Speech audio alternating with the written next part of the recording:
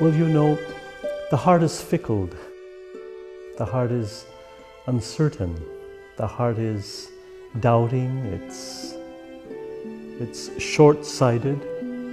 The heart is often very individual. It's very small. It's emotional. It's sensational. The heart needs to be purified. It needs to be informed so that it can be transformed. The heart needs to know the real love, and therefore the heart is in need of healing. We carry many thoughts, many remembrances, our memory of the past. It can be even fatal for the heart. And of course the heart is a very delicate dimension of the personality. It can carry God, as it also can carry the hurt and the suffering, the fear, the night.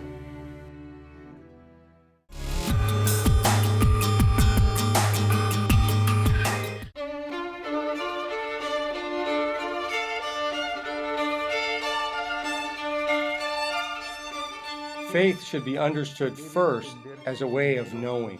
There are three ways to acquire knowledge. The first way is through one's own experience. The second way is through one's own reasoning. These two means of acquiring knowledge are very limited. The knowledge I can acquire through my own experience is little more than what goes on in my daily life. The knowledge I can acquire independently, strictly through my own reasoning, is also very limited. On a certain occasion, Einstein was asked how he worked. He said he went out to take a walk. The man who asked the question said, and when you think of a new idea, you write it down, right?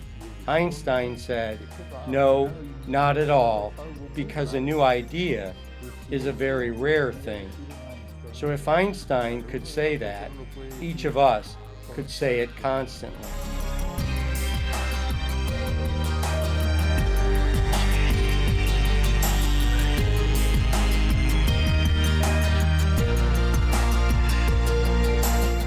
¿Cuántas ideas he tenido? How many ideas have I had that are truly original, truly my own?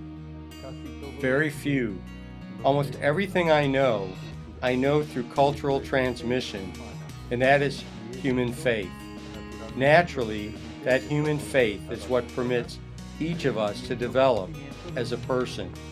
We receive knowledge from the time we begin to talk until our death. This faith, as a source of knowledge, doesn't have religious connotations at all. It is simply accepting from others' knowledge that is transmitted culturally.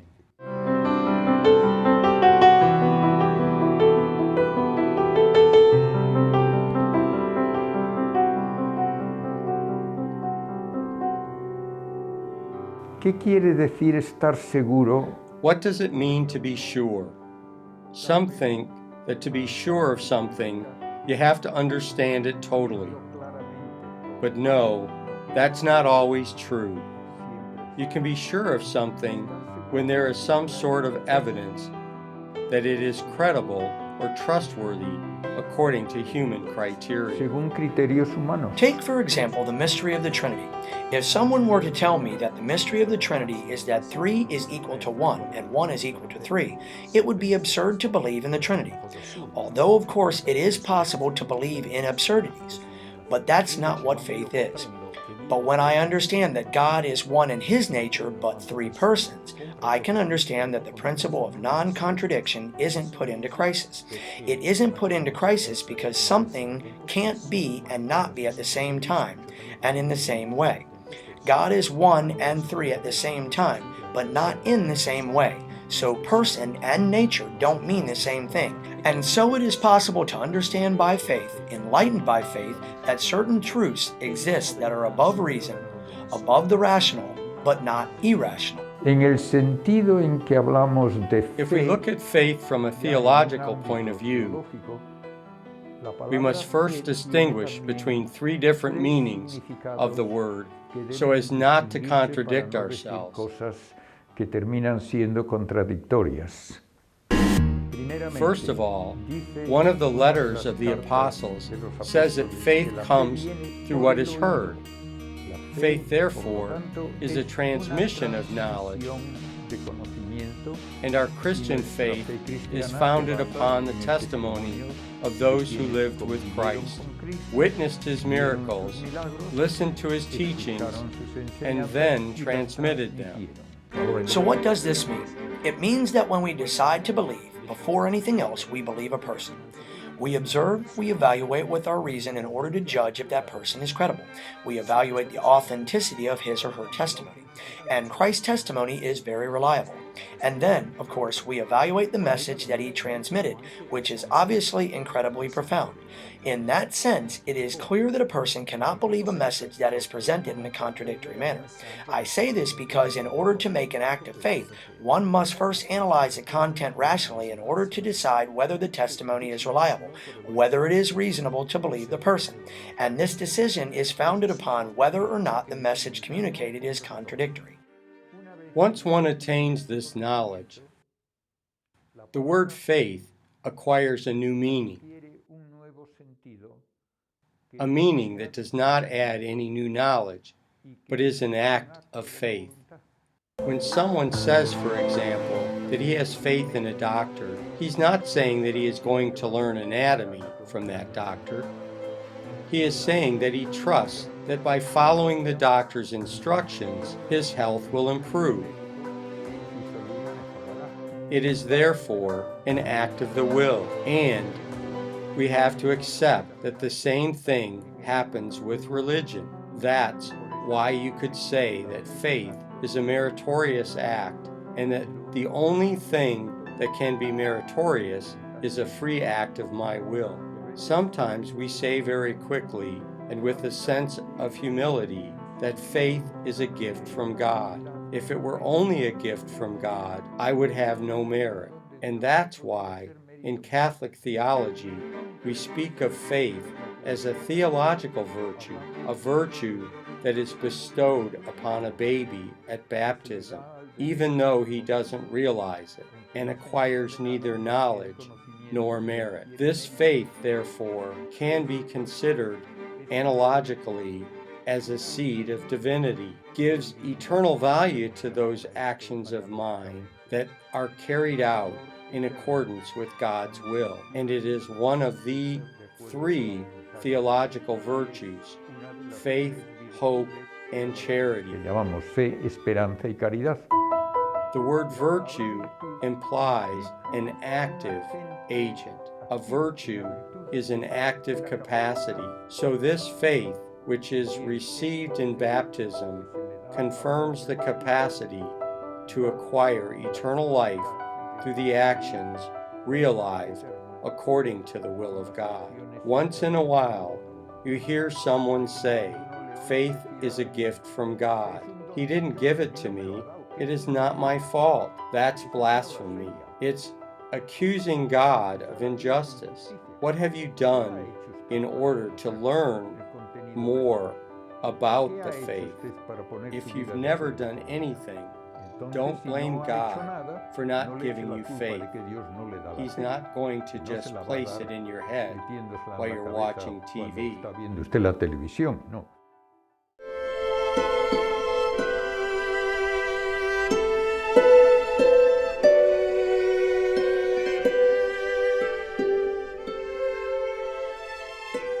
There is this desire of the human heart for the absolute, because we're created in the image and likeness of God. And so there is this driving, this hunger for God. Little by little, this hunger for something, little by little, is transformed into a hunger for someone, because the heart desires this personal experience. And this can be had only through Jesus Christ. In fondo Therefore, to have faith in God is to enter into a relationship with a personal God, Relazione con un Dio personale. not just with a historical figure, but with a living person, a person who is alive, yesterday, today, and always. Viva ieri, oggi e per sempre. Perciò l'importanza anche della preghiera. That is why prayer is so important. The word prayer in Arabic, shalot, has that same origin as the word relationship. To enter into a relationship with God, to have that faith, you must enter into a relationship with that person, with the other, because that faith must be fed, educated, nourished. First of all, through this prayerful relationship, and obviously also through the sacraments. Quindi con questa relazione, con la preghiera, ovviamente anche con i sacramenti. Tutto parte sempre da una conoscenza. Everything begins with the personal knowledge of a person, that is, Jesus Christ. So in that sense, the true faith is fundamentally a personal relationship with Christ, a relationship that can be cultivated through reading His Word, through frequenting the sacraments, and asking Him to shed light upon our work. Nel nostro lavoro. The Mass is the expression of our faith. What we believe is how we pray. In how we pray ought to be what we believe. So the Mass is the celebration of our faith. The Mass, is the foundation and the summit of the Church. And therefore it's the purest expression of our faith, of our belief, of this attachment, of this assent to God. And it's the perfect expression of our relationship with God. And then again, this brings me to the concept of love. That is where we learn how to love. That is where our love is nurtured, is in the Mass. That is where our faith is nurtured. And that is where we learn how to grow in faith, how to grow in faith through the sacramental life of the Church. That is truly where the Church expresses in fullness its life, which is the life of Christ. If you believe, if you fully live this relationship of love, of friendship with God, you can't help but desire to find Him in His fullness, in His totality, in the Eucharist, in the celebration of the Eucharist during the Mass.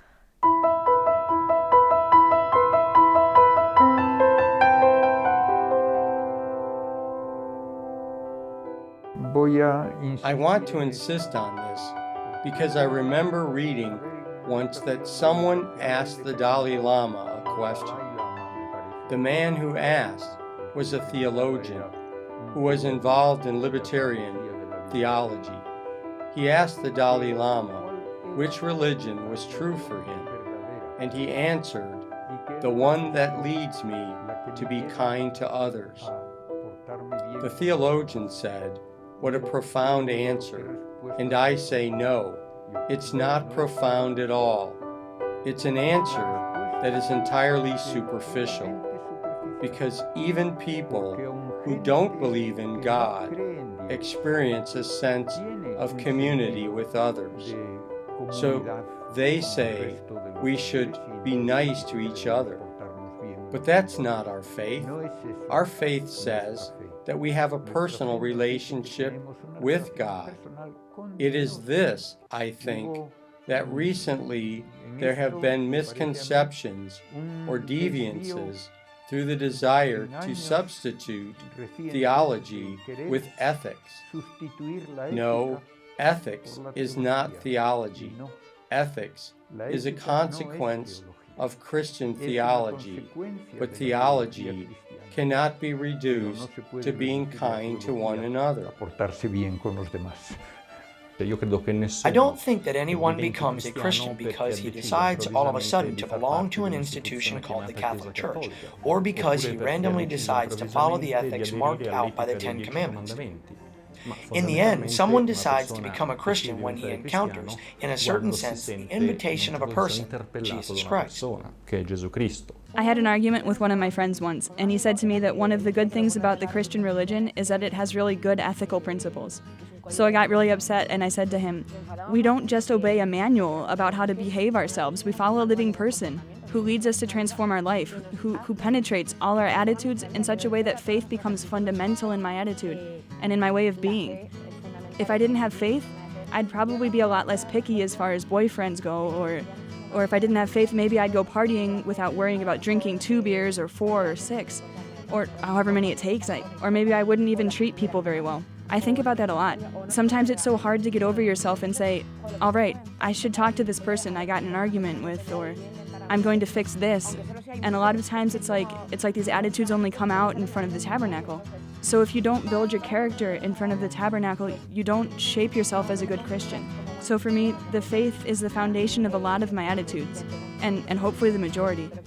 Probably not as many as it should, and there are probably a lot of things I overlook, things in me that aren't built in front of the tabernacle, as I said before, but most of my attitudes are conditioned by faith.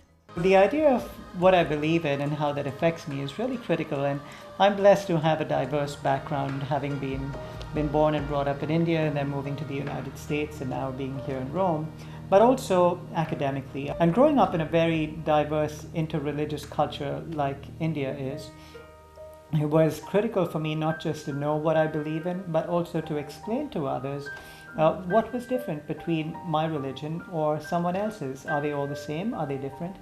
And when I thought about that, one of the things I realized that was so special to me is that while most of the other religions were a way of life or just following a prescribed set of rules, what really set my faith apart was the blessing to know that I was in this very special filial relationship, and I really got to understand that when I left my family and went to the United States.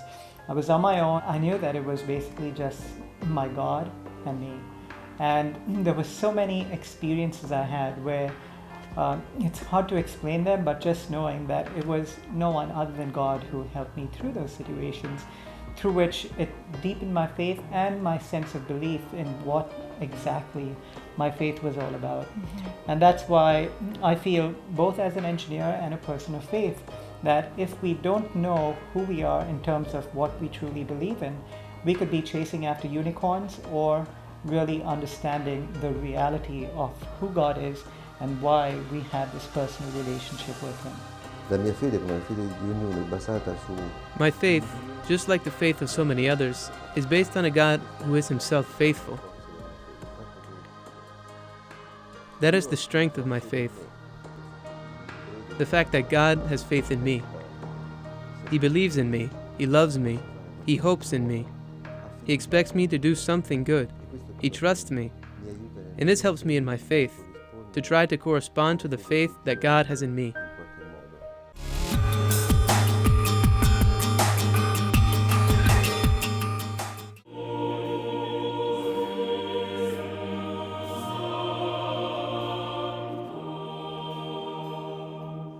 To believe is an assent. It's an intellectual assent, and in the end it's really a falling in love. It's an assent of the heart, the mind, and the body and the soul. Certamente la conoscenza. The ability to know is certainly one of man's loftiest gifts, and there are so many things that he wants to and should know. But knowledge is not the purpose of our lives, because in reality, we seek to know in order to love. Per arrivare all'amore. I like to repeat what Jesus said. If we aren't like children, we can't enter the kingdom of heaven. It's a very profound phrase. What does a child value? Simply to be loved. Nothing else. A child doesn't care about gifts. If he doesn't feel loved, it is in this way that we must become like children. We have to realize that God loves us and that the only thing we should offer Him is our love. In that sense, children are like God. Quello che La Chiesa Cattolica The Catholic Church can, and not only can, but truly must, communicate to the other religions its essence, which is, in a word, God is love. è amore. Essentially, I could never have become a Christian if I hadn't had this experience of a relationship with God that is a relationship of love. Despite the limitation of my love, I have always experienced His love.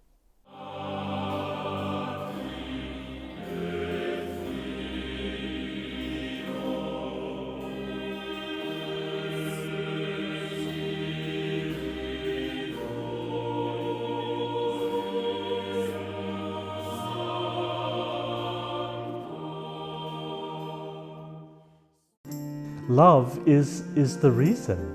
As God is love, so love is the very reason for God's incarnation. Love is the reason for creation.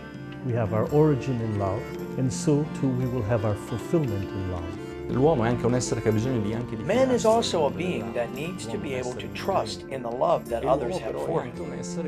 A human being's objective in life is to have or obtain everything that he lacks because he is a needy being. But it is having in order to give to others who are needy. In this sense, man fulfills himself when the dimension of eros, which is the attaining of one's needs, is combined with that of agape, through which I realize that the more I manage to give what I have and share it with others in a disinterested way, the more I fulfill myself.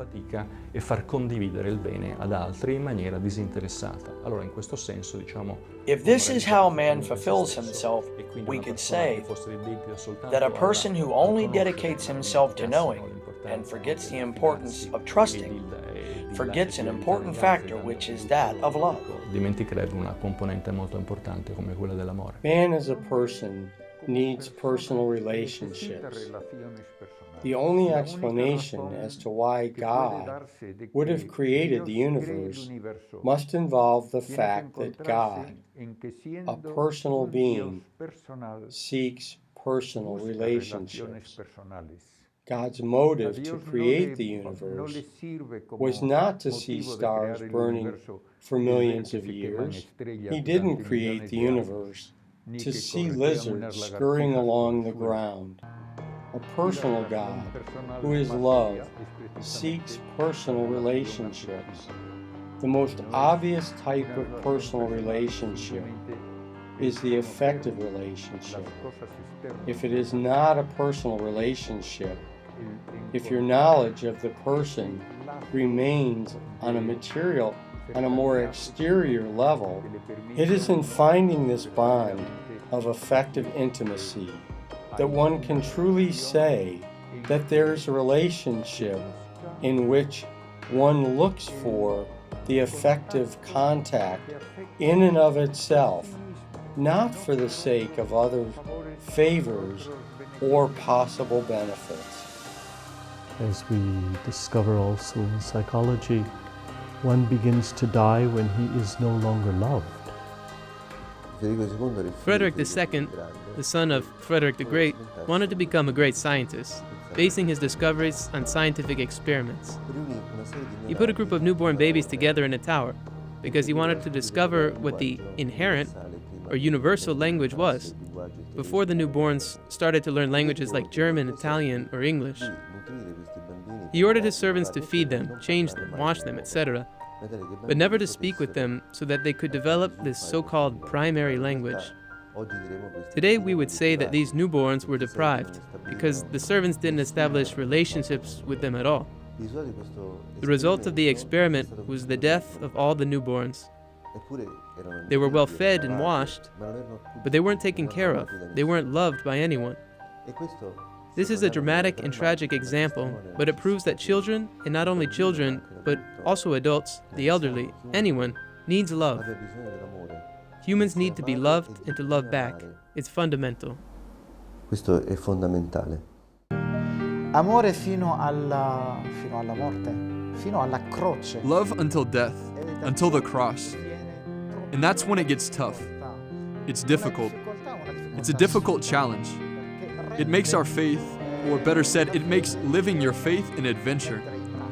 In reality, the difficulties help to stimulate or motivate you and give meaning to your life. Dare senso alla vita. Love, what we do with our heart.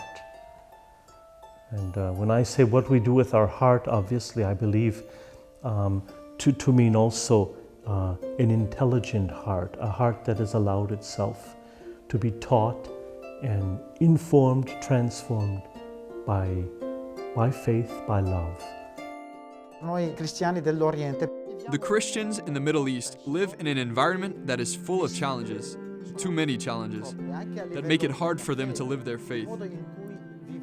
We need to live our faith by truly putting it into practice in such a way that we bear witness to our faith in God, a God who is triune, but at the same time one. È uno nello stesso momento.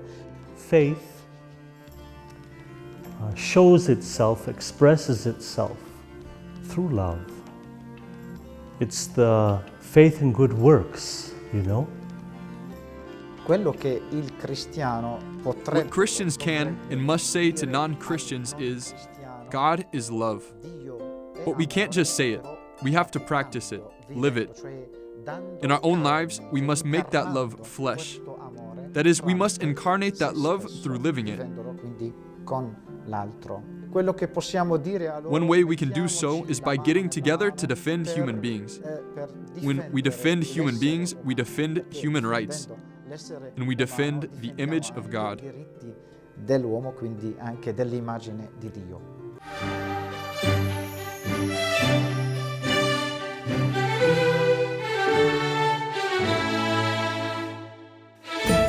So we don't want to limit our belief to the heart.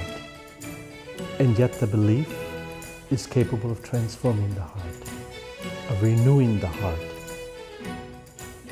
of giving the heart that necessary peace and serenity if the heart allows itself to be loved unconditionally by God's unconditional love. The heart is in need of a sense of belonging, therefore. We were made by God, and the heart is full only when it is full of God.